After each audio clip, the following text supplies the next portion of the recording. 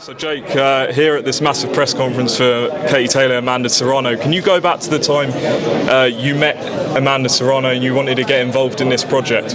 Yeah, we met at my professional debut. I believe it was like right around the weigh-ins in like some room doing like the referee check-ins and all that stuff. But man, for my undercard against Tyron Woodley 1, we wanted a diverse card, and we wanted female boxing to be highlighted, and Amanda Serrano was the go-to person, and that's really where the relationship kicked off, and ever since then the rest is history, I guess. Was there something about her or her story that really attracted you and you thought I can make a real change here? First of all, I liked her fighting style, and she's a very exciting fighter, so I was a fan, and I knew that she's a superstar, and she needed that help. She was getting paid peanuts to fight, so $1,000, $2,000. She's one of the greatest boxers ever.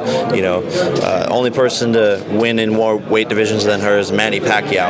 So we're talking about legendary status, and really the stars aligned, and it's honestly been an amazing ride so far. Joe, when you speak about, and Amanda speaks about 3-minute rounds in women's boxing, how likely do you think it is for this fight? And if not this fight, how likely do you think it will happen very soon? I think eventually it happens, 100%. And Amanda was the one who was down for that. She wants to push for that because she's about equality, and she wants to be at the same level as men's boxing, and that's 12 3-minute rounds. So she offered it up on stage, and you obviously saw Katie's negative reaction to it. She didn't want to do it, so I don't know, it's maybe a telltale sign of something, but I think it's important for female boxing to get there eventually, and I know that they could do it. They already do it in the gym. Amanda spars 3-minute rounds in the gym, so very capable. Jake, with your involvement with the pedigree of both of these boxers, how big do you think women's boxing can go once this event has happened? I think this is a milestone, and it's hard to say what the potential of it is, but this is, going to sort of spark a new wave, and it's going to be an inspiration for other promoters, other female fighters in the sport to make big fights happening. But I feel like we're on the brink of greatness here for female fighting. What motivates you to get so involved with the women's side of the sport? Mostly, it starts with my relationship with Amanda, and how, I became friends with her, and seeing her passion and hearing her stories, and wanting to make her, as big as possible. And it's sort of, all been this snowball effect in the past 12 months of just a lot of boxes being checked, and we're just continuing to knock down barriers that have never been knocked down before. So once you get momentum, you just got to keep on going. And what about your future?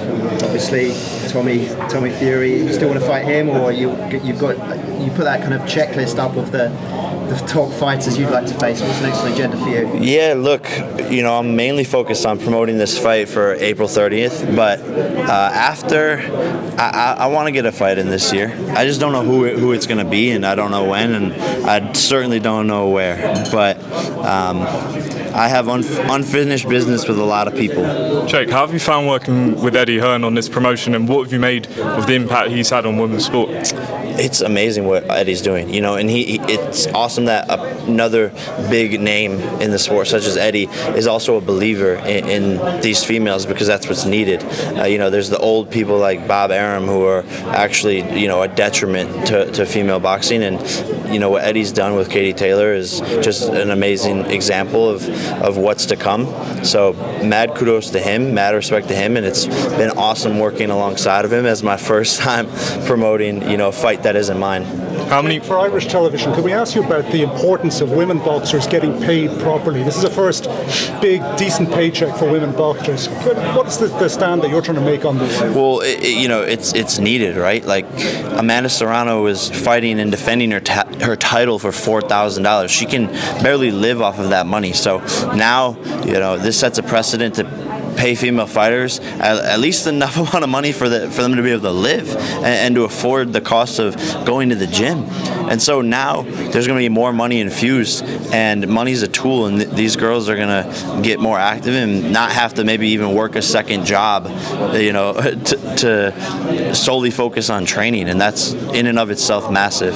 Not all fighters are of the prominence though of this pair. Do you think it's going to have a lasting effect on the sport? For sure, and it's going to inspire a ton of younger females to get into the gym and make a name for themselves.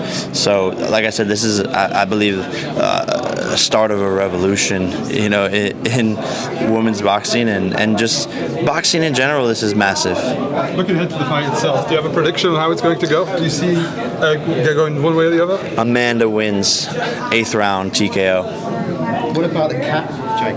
A lot of Trump haters out there. Is that going to go down well? Make boxing great again. That's all it is. It has nothing to do with Trump. It's just a statement, to get people to pay attention about this movement that's happening. Any surprises for fight week we should expect from you in promoting? We'll see. We'll see. I think Eddie and I are doing a face-to-face on fight week, which will be pretty funny. But I have some tricks up my sleeve for sure. Was it important for you to put your career on hold for this fight to make sure it gets the promotion it deserves? Yes, 100%. It's a lot of work to be traveling around and doing all of this press and going from New York to London and all of that. So definitely had to put my career on hold, and we'll be doing so until after this fight. And how do you feel the boxing community's embrace you? It seems when I see comments from other fighters, they're starting to slowly appreciate what you're doing. World champions, other big fighters. What have you made of the reception from the boxing community? I haven't dug too much into it, but I definitely think people are starting to see my efforts and respect them.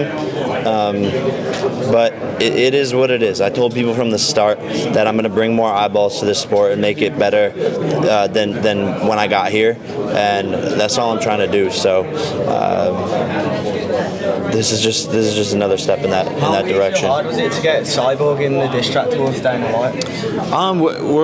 We're pretty close with her and her team, so it wasn't hard. I think she wanted to be a part of it, and it made a ton of sense, and it was a statement for sure.